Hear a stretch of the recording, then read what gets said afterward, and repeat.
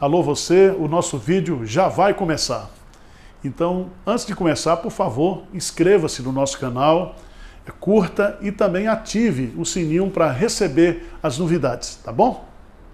Meus queridos irmãos, vamos abrir a palavra de Deus no livro dos Salmos e nós vamos ler o Salmo de número 126. Salmo de número 126.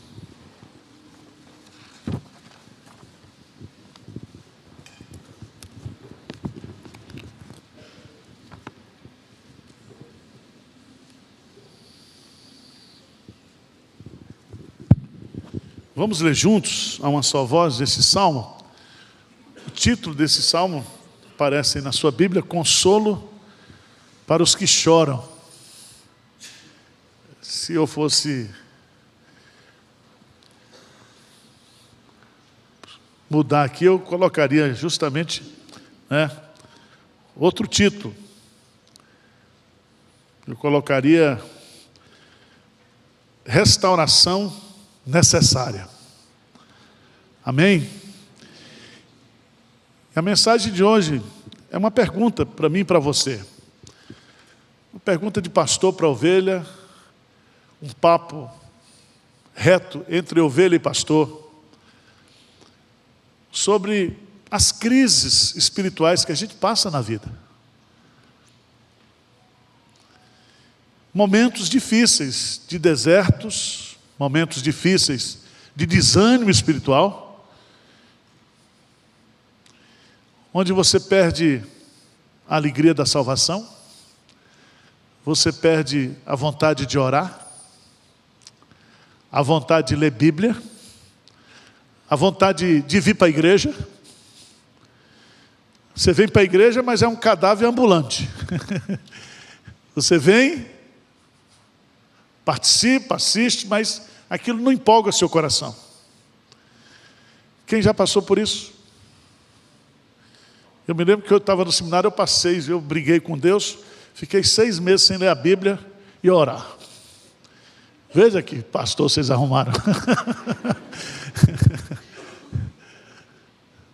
E esse salmo é maravilhoso, porque esse salmo é um salmo que compõe os salmos de romagem, que o povo de Deus cantava. Eram os cânticos que o povo cantava durante a peregrinação para Jerusalém. E eu quero que você leia comigo esse salmo. Vamos lá?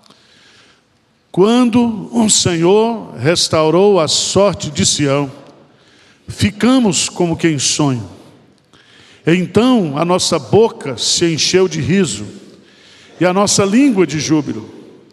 Então entre as nações se dizia: grandes coisas o Senhor tem feito por eles. Com efeito, grandes coisas fez o Senhor por nós. Por isso estamos alegres. Restaura, Senhor, a nossa sorte, como as torrentes do Neguebe. Os que com lágrimas semeiam, com júbilo ceifarão. Quem sai andando e chorando, enquanto semeia, voltará com júbilo, trazendo os seus feixes. Meu irmão, um cristão, uma igreja, ela está viva. E jamais uma igreja morrerá, e jamais um cristão morrerá espiritualmente. Se ele nasceu de novo, se ele é uma nova criatura, ele jamais deixará de ser. Vocês estão entendendo? Nós podemos passar por crises, por abatimentos. Nós podemos muitas vezes viver situações onde podemos ir até para a UTI espiritual. Perdemos a alegria, perdemos a vitalidade espiritual. Veja lá, por favor, no Salmo 85, no versículo 6. um salmo que foi feito por Asaf. 85, versículo 6. Os cantores da igreja. 85, 6. Ele diz assim: porventura não tornarás a vivificar-nos, para que em ti se regozije o teu povo. Ou seja, nós estamos sem vida, nós não estamos mais tendo alegria, nós perdemos todo o brilho espiritual, toda a satisfação espiritual. E o salmista então faz essa oração. E esse salmo, o salmo de número 126, eu queria que você desse uma olhada nesse salmo, porque ele está dividido em 3 partes. A primeira parte vai do versículo 1 até o versículo 3. A segunda parte, a segunda divisão, está no verso 4. E a terceira divisão, versos 5 e 6. A primeira parte, nos versos de 1 a 3, fala de um passado de alegria. Um passado de alegria. Veja aí que os 3 primeiros versos, todos os verbos estão no passado. Veja aí. Quando o Senhor o quê? Restaurou. Passado. Ficamos. Passado. Encheu. Passado.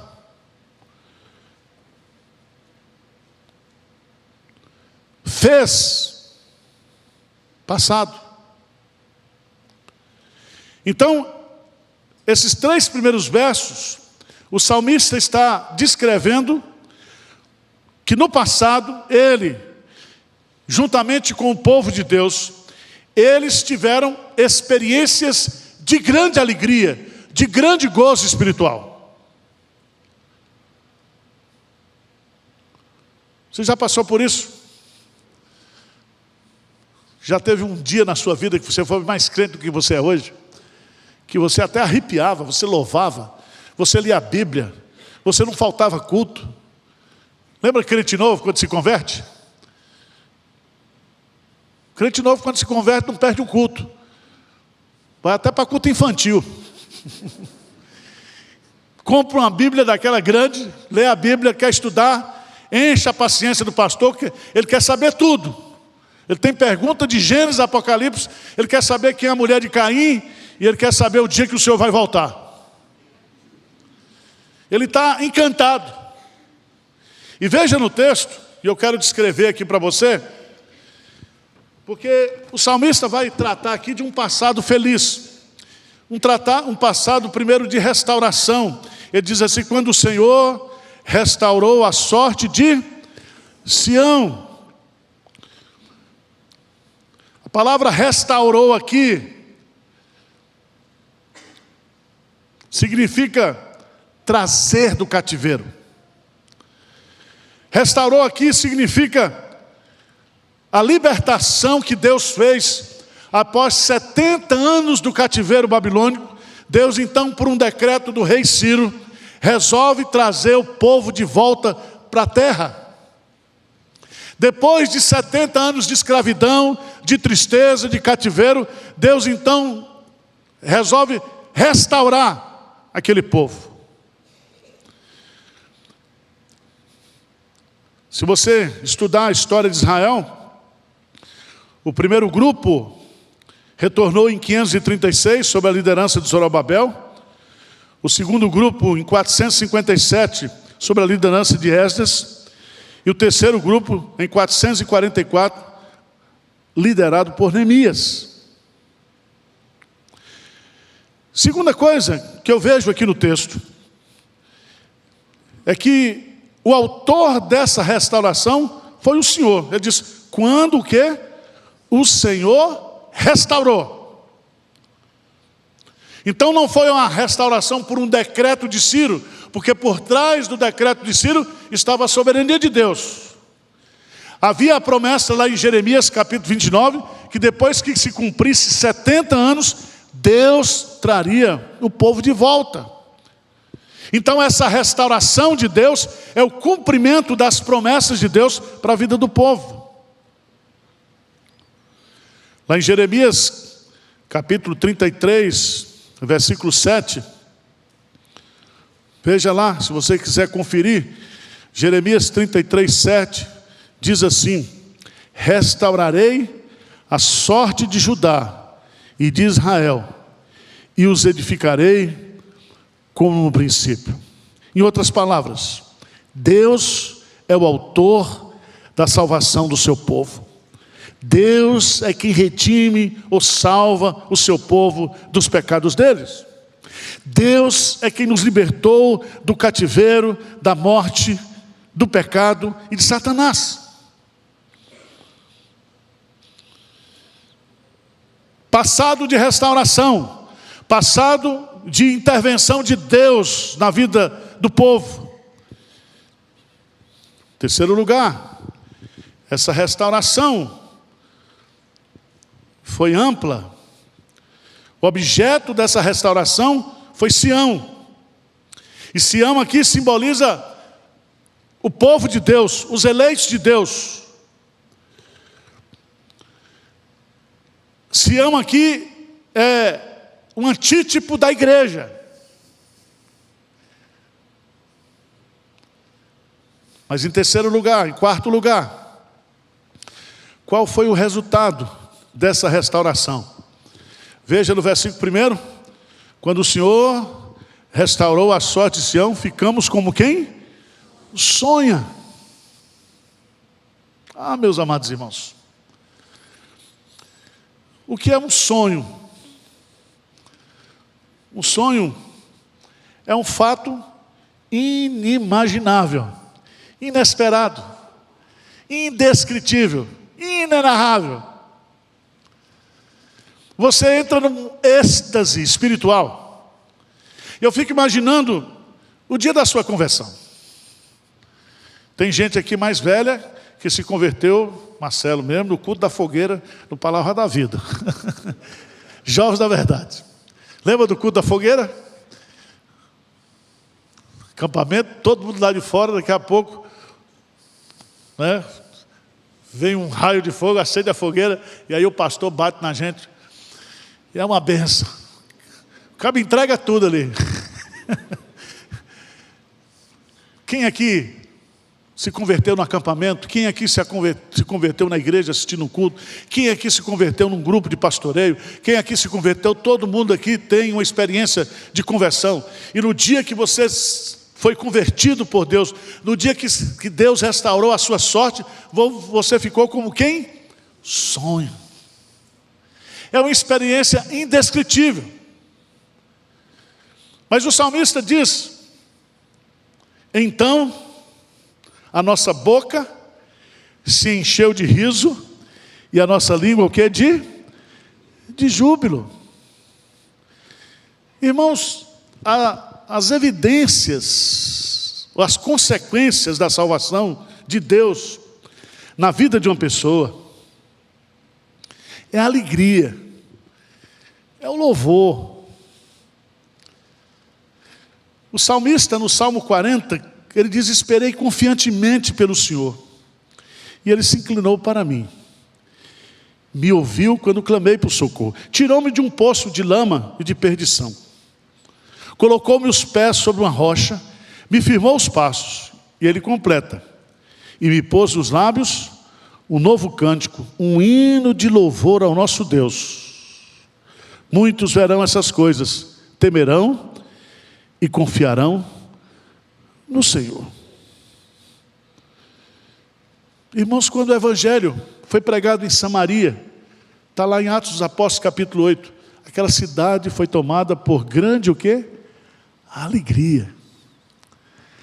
Jesus Cristo, ao descrever a conversão de um pecador na terra, quando um pecador se arrepende, ele diz: há mais alegria no céu, há uma alegria efusiva no céu.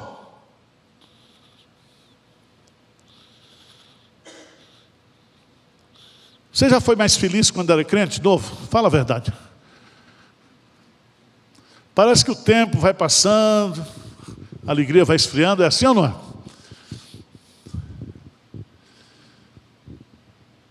Quanta gente, eu me lembro, colegas da igreja, que hoje estão fora da igreja. Pastores que começaram comigo no seminário. A turma começou com 46 ou 47, formaram 23, e agora resolveram fazer um grupo, nós estamos em 11. Quantas pessoas entram e passam pela igreja? Quantas pessoas já foram dedicados? Pessoas que foram usadas para abençoar a sua vida. Eu conheço pastores que eu vi pregando, eu era adolescente, esse homem foi usado por Deus. Hoje, está fora da igreja.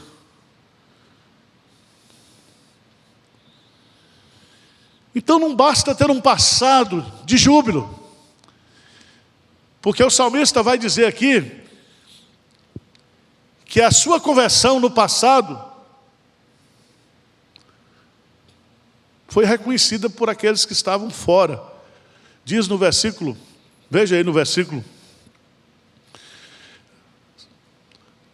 2, diz assim: então, entre as nações se dizia, grandes coisas o Senhor tem feito o quê?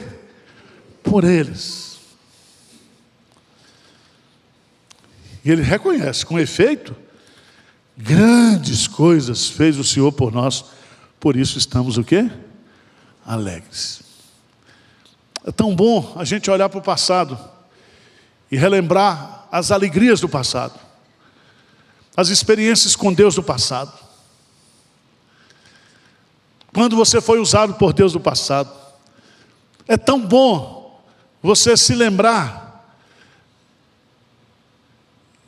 e dizer, como Samuel, até aqui nos ajudou o Senhor. É tão bom.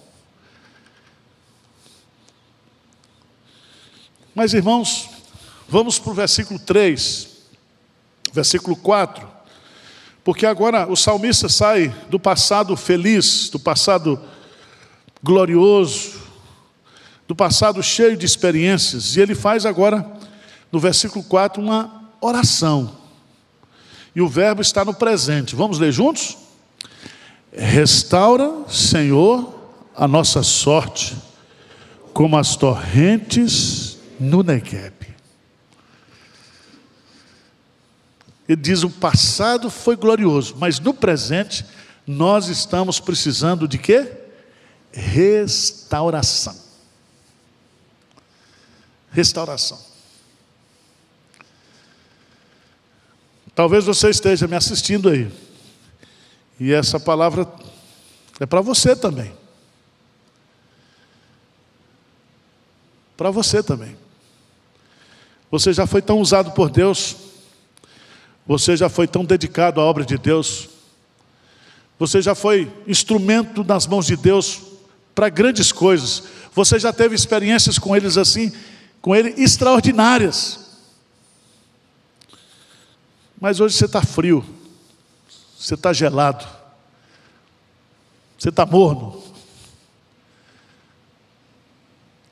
E meus amados irmãos, a fé cristã, para ela esfriar, você não precisa fazer nada. Se você não fizer nada, ela esfria. É como um tição que está ali na lareira junto com as outras brasas. Se você tira, automaticamente aquilo que você tirou, ela é o quê? Esfria. Por isso que lá, nós aprendemos no livro de Levítico que quando Deus acendeu o fogo, era necessário que a chama estivesse o quê? Acesa, que se mantivesse acesa.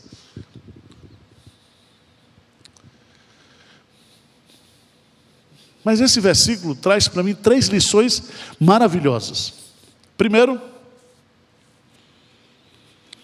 se ele usa o verbo restaurar, restaura, Senhor, ele está dizendo para o Senhor que o Senhor pode fazer de novo. Uma coisa é criar. Outra coisa é restaurar. E geralmente, a gente procura restauração em quem criou.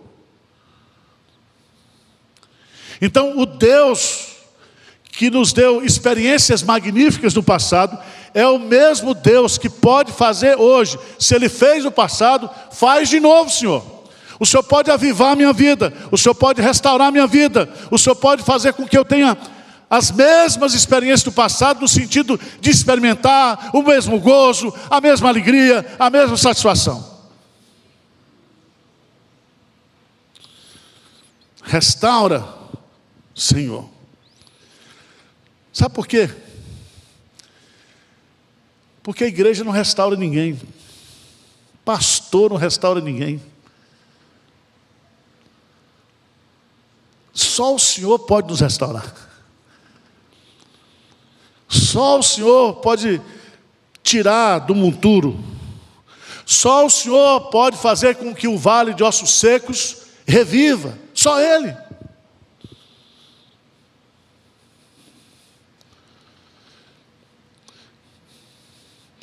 Mas em segundo lugar, quando Ele diz: restaura, Senhor, a nossa sorte, como as torrentes do Neguebe. Primeiro, Ele está convencido que o Senhor pode fazer de novo, que toda restauração procede de Deus. Segundo, que a nossa situação, ela não é imutável. Ela pode ser mudada. Não é isso que Deus quer para você. Não é essa qualidade de vida espiritual que Deus quer para a minha vida. O Senhor pode restaurar a minha sorte. A palavra sorte aqui não tem nada com azar. A sorte aqui é o destino, é a vida. Ele pode restaurar você agora no presente. Ele pode restaurar o seu amor, o seu primeiro amor. Ele pode restaurar a sua fome, o seu desejo pelas coisas espirituais. Ele pode restaurar você do ponto de vista espiritual. Não importa o pecado que você cometeu, não importa o pecado que você está lutando escondidamente, não importa a sua situação, Deus é poderoso para restaurar. Ele restaura.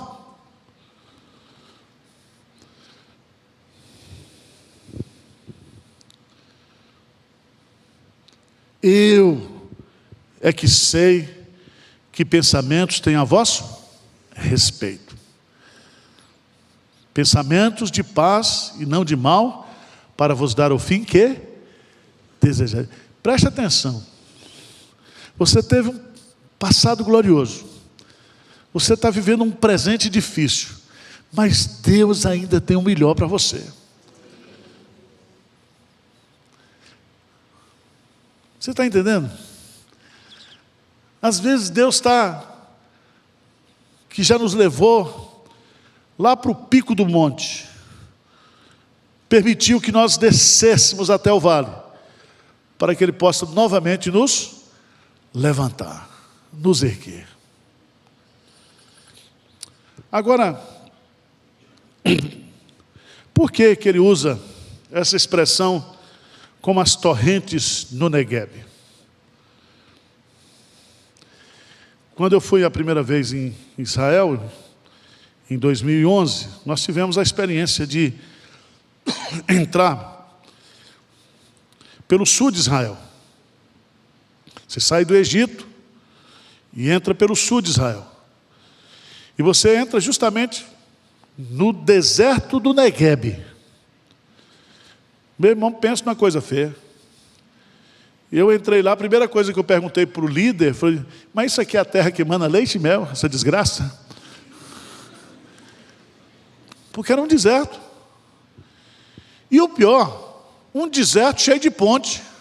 Aí eu não entendi nada, eu falei: mas por que essas pontes no deserto? Ele disse: não, pastor, o senhor não sabe, é porque aqui, de vez em quando, aparecem umas chuvas aqui, umas torrentes, que vêm, não sei de onde. E esse deserto que o senhor está vendo aqui, quando vem essas correntes,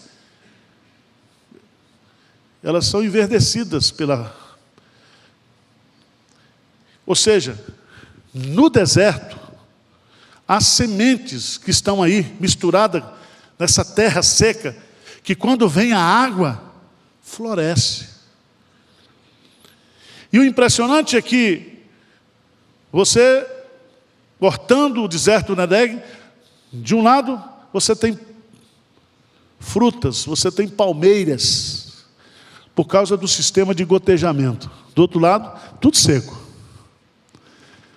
O salmista está colocando aqui essa expressão maravilhosa: restaura, Senhor, a nossa sorte como as correntes do Negueb, porque ele sabia que as enxurradas invadiam repentinamente o deserto do Negueb, transformando sequidão em áreas verdes. E é isso que o Espírito Santo faz na nossa vida, na vida do seu povo. Abra sua Bíblia, por favor, lá em Isaías, capítulo 44. Isaías, capítulo 44, versos 3 e 5. 3 a 5. Vamos ler juntos, bem forte. Isaías, capítulo 44, versos 3 a 5. O que diz aí? Porque derramarei águas sobre os sedentos e torrentes sobre a terra seca. Derramarei o meu espírito sobre a tua posteridade e a minha bênção sobre os teus descendentes. E brotarão como a erva, como salgueiros junto às correntes das águas. Um dirá, eu sou do Senhor. Outro se chamará o nome de Jacó. O outro ainda escreverá na própria mão, eu sou do Senhor. E por sobrenome tomará o nome de Israel. Deus pode derramar do seu Espírito na nossa vida seca. Deus pode restaurar pelo poder do Espírito Santo a minha vida, a sua vida. O Espírito Santo pode me colocar de pé nessa noite, pode colocar você de pé. O Espírito Santo pode libertar você, restaurar você completamente nessa noite, se Ele quiser, se você desejar.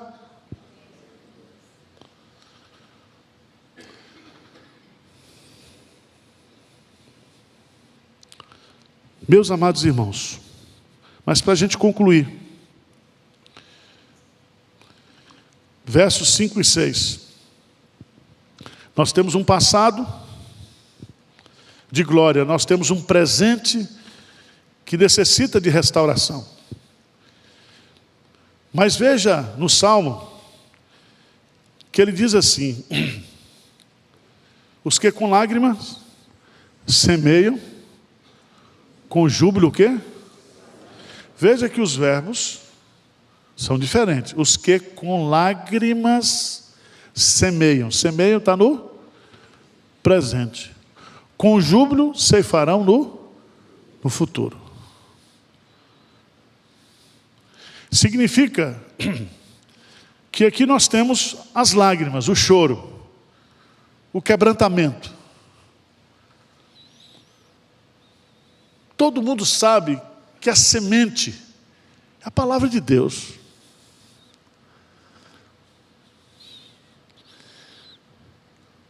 E eu, olhando para isso aqui, esquece o campo da agricultura e olha para a parábola do semeador, cujo coração, o nosso coração é o solo, e cuja a semente é a palavra de Deus. E você sabe que essa semente está dentro de você.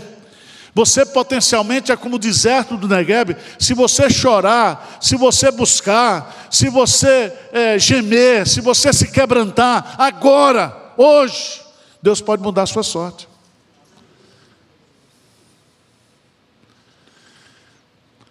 Sabe o que acontece? Quando a gente está vivendo uma crise espiritual, a gente quer culpar todo mundo. Culpa a igreja, culpa o pastor, culpa fulano, culpa cicrano. Veja bem, a sua santificação pessoal é responsabilidade sua. Sabia disso? Você é responsável pela sua vida espiritual. Você não pode terceirizar isso. Você não pode arrumar culpados para isso. Você tem que investir. Tem que investir. Para que o seu futuro seja melhor, é necessário você investir no presente. Semear no presente, investir no presente, plantar no presente, fazer o que é necessário agora, para que você possa ser restaurado. A restauração acontece pela oração, a restauração acontece pelo quebrantamento, a restauração acontece pela palavra de Deus. A lei do Senhor é perfeita e restaura a alma. Davi, ele nos ensina sempre. Lá no Salmo 119, ele diz: vivifica-me, Senhor, segundo a tua promessa. Vivifica-me. E aqui nós temos uma promessa de Deus para mim e para você. Quem sai andando e chorando, enquanto semeia, voltará com júbilo, trazendo os seus feixes. Se você buscar, se você semear, se você andar, se você buscar a Deus, pode ter certeza que você vai colher, porque há uma lei no mundo espiritual. Aquele que semeia no Espírito, colherá no Espírito. Tudo quanto o homem semear, ele vai o quê? Colher. Colher. Irmãos, este salmo, ele nos ensina que Deus está sempre pronto a restaurar e a revitalizar a nossa vida espiritual. Sabia disso? Às vezes você não quer, mas Deus quer. Deus diz assim: abre bem a tua boca e encherei. Mas você cerra os dentes, você não abre a boca. Mas Ele quer te dar o melhor. Ele quer dar o melhor para mim, para você. O empecilho, a fé, é olhar para as circunstâncias e não para as promessas imutáveis de Deus. Restaurar significa avivar, voltar a viver. É a restauração da morte aparente.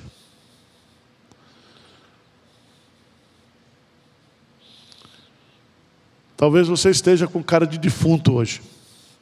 Você já viu cara de defunto? Eu já fiz muito velório, eu acho interessante. Se eu pudesse, eu ia fazer um estudo sobre cara de defunto. Alguns estão maquiados, perfeitos, mas estão mortos. Mas o pior é quando a gente não está morto, mas está com cara de defunto. Você quer restauração na sua vida? Você quer que Deus restaure você, levante você, tire você desse abatimento, dessa tristeza, dessa revolta? Mas tem crente revoltado hoje. Misericórdia. Tem crente que está brigando com a sombra. Vamos ficar de pé? Convidar o conjunto para cantar. E nós vamos orar, encerrando. E se você quiser que nós oremos, que a igreja ore pela sua restauração nessa noite. Eu não vou fazer apelo, nem usar nenhuma técnica psicológica. Se você quiser, você vem aqui na frente, nós vamos orar pela sua vida. Diz: pastor, eu preciso de restauração. Eu quero voltar a sorrir, a louvar. Eu quero ter prazer nas coisas de Deus. Eu quero me desvencilhar de tanta coisa pequena que atrapalha a minha vida. Eu quero voltar a servir. Eu quero voltar a te adorar. Vamos lá.